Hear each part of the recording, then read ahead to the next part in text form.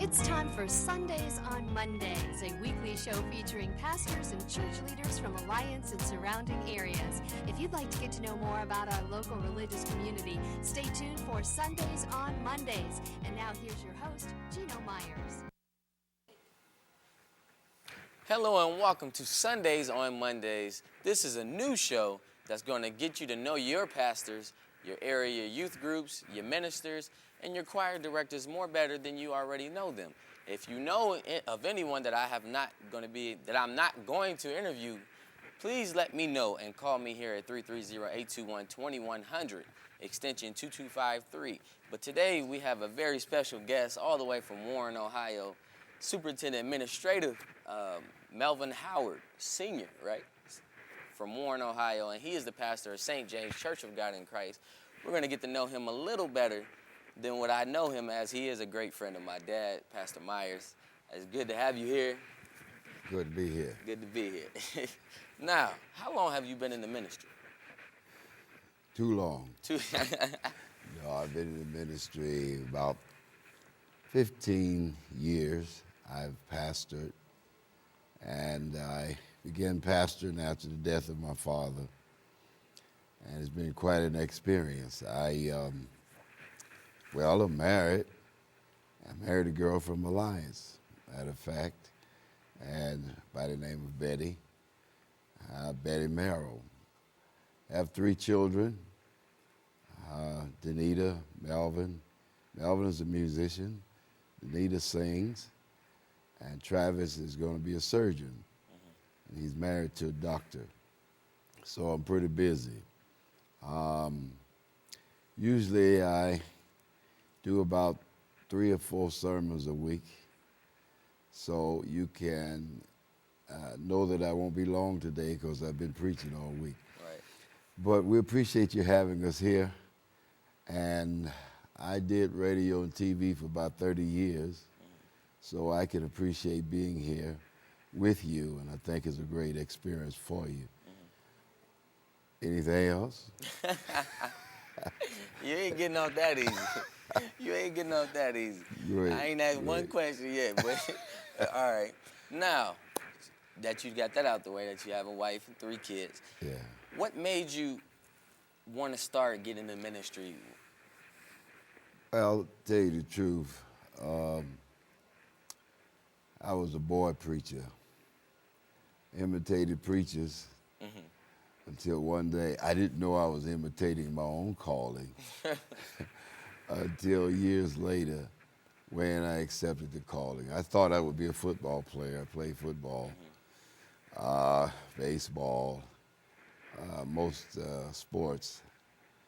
I thought I was going to go in that arena, but somehow I ended up in the ministry, and it's been a great ride. And two, I think there's something in ministers that they want to help people, and it kind of gets started with having that desire to help people and to build something other than buildings. Interested in building lives, seeing people prosper, both spiritually and naturally, so educationally. There is that calling that you can't get away from, something deep-rooted, wherever it comes from. Some people say, well, it comes from grandmama, granddaddy, but ultimately it comes from God. And we have this, and we can't get around it.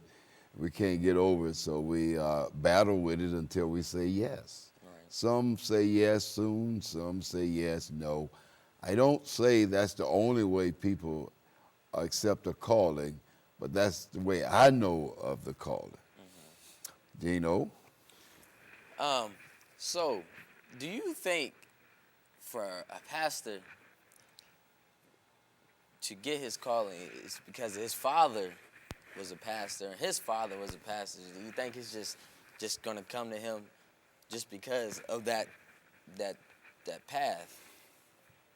Well, not necessarily, because there are gentlemen who their fathers were preachers and grandfathers, and they have no desire to preach. So we can't say it's because one's father or grandfather is a preacher that their children will be preachers. But it kind of helps sometimes if you choose to do that and you feel that's the calling that's upon your life.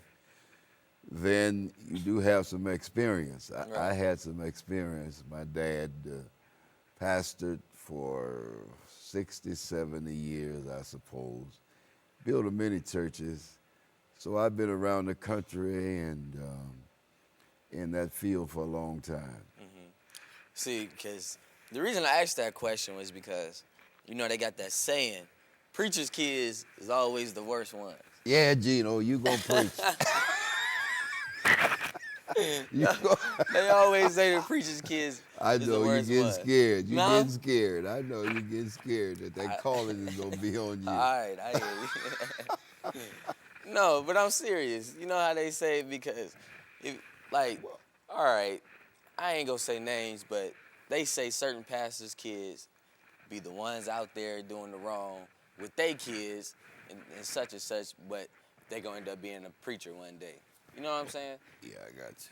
Well, it's difficult to be a PK sometimes. Expectations are high, and you don't get to make a whole lot of mistakes without it being publicized. Right. And there's always that challenge, the other side, because you brought up on one side, and you have a tendency to want to see what the other side is like. And so that drawing sometimes draws preachers' kids away from the church to see what the other side is. And then they seem to do it harder or worse than the people who been doing it, Right. or their parents wasn't preachers. And sometimes that happens, but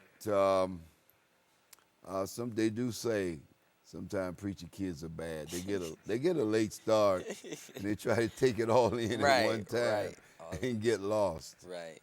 See, I was in that field at one time. I was in that field, but they trying to be somebody that I'm not. And that had me in a situation where I could have lost my life over being at the wrong place at the wrong time. So that told me that I immediately had to separate the people I was with at the time. Well, sometimes PKs like to be accepted by the other side. And it's difficult sometimes to walk away from the norm.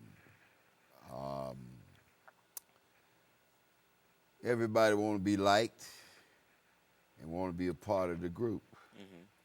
And there's something different about you when you've been brought up in the church, and it's noticeable. Some people take advantage of it, and others might welcome you in. So you have to have a strong mind. Know when to quit. Know when not to go overboard. And that's not always different. It's not always easy. Sometimes it's different because there are rules and there are regulations in the preacher's house. You're right about that. You're right about that. Now, sometimes you don't get to stay out as late as the rest of the you're right about that. You're right about that. I'll be 20 tomorrow. I think I know a little something about that. Let me tell you. I had 4 brothers, and I was the youngest, of course. And I never got beyond being my daddy's youngest son. He'd introduce everybody by name. He'd get to me, he said, that's my youngest son. Right. See, So I never got beyond being my daddy's youngest son. 30 years old, 40 years old, that's far enough. So I never got past being my dad's youngest son.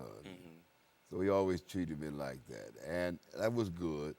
In his house, you know, you are who you are.